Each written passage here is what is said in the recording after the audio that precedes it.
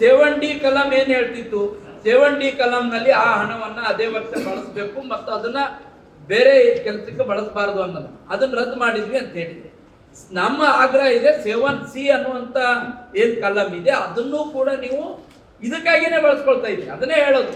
ಅಂದ್ರೆ ನೀವು ಹೆಂಗ್ ಬಳಸ್ಕೊಂಡ್ರು ಕೂಡ ನಿಮ್ಗೆ ದಲಿತರಿಗೆ ಮೋಸ ಮಾಡ್ಲಿಕ್ಕೇನೆ ಇದನ್ನ ಬಳಸ್ಕೊಳ್ತಾ ಇರೋದು. ನಮ್ದು ಆಗ್ರಹ ಇದೆ 7C ಕಲಂ ಅನ್ನು ಕೂಡ ತೆಗೆದುಹಾಕ್ಬೇಕು.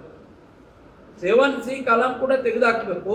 ಮತ್ತೆ ಈ ಯೋಜನೆಗಳೆಲ್ಲ ಯಾಕೆ ಇಟ್ಟಿದ್ರಿ? ಗಂಗಾ ಕಲ್ಯಾಣ, ಭೂ ಒಡೆತನ, ಸ್ಕಾಲರ್ಶಿಪ್, ವಿದೇಶದಲ್ಲಿ ಓದಿಸುವಂಥದ್ದು, ಇದಕ್ಕೆ ದುಡ್ಡೇ ಖರ್ಚು ಮಾಡ್ತಾ ಇಲ್ಲ ಅಂದ್ರೆ ದಲಿತರ ಅಭಿವೃದ್ಧಿ ಹೇಗೆ ಸಾಧ್ಯ ಇದೆ? ಆಗಿದ್ರೆ ಎಲ್ಲೋ ಒಂದಿಷ್ಟು ಜನ ಪ್ರಿಯಾಂಕಾ ಖರ್ಗೆ ಅವರಂತ ದಲಿತ ನಾಯಕರು ಮಾತ್ರ ಬೆಳೆದು ಮುಂದೆ ಬರ್ತಾರೆ, ಉಳಿದವ್ರು ಯಾರು ಬರಕ್ ಆಗೋದಿಲ್ಲ.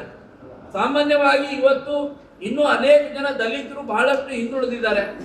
ಅಂತ ಜನರಿಗೆ ಓದಲಿಕ್ಕೆ ಸ್ಕಾಲರ್ಶಿಪ್ ಕೊಡ್ಬೇಕಾಗಿತ್ತು.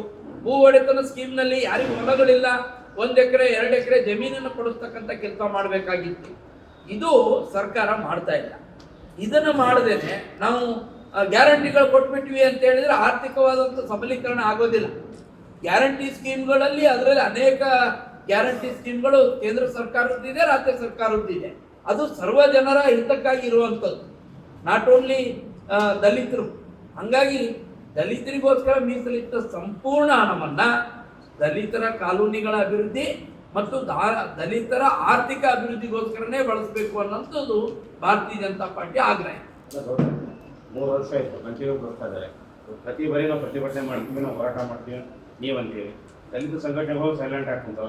ಬಹುಶಃ ಈ ವರ್ಷ ಬಳಸ್ತಾರೆ. ದಪ್ಪ ಜನ ಸರ್ಕಾರಕ್ಕೆ ನೀವು ಯಾವ ರೀತಿ ಪಾಠ ಕಳಿಸ್ತೀರಿ?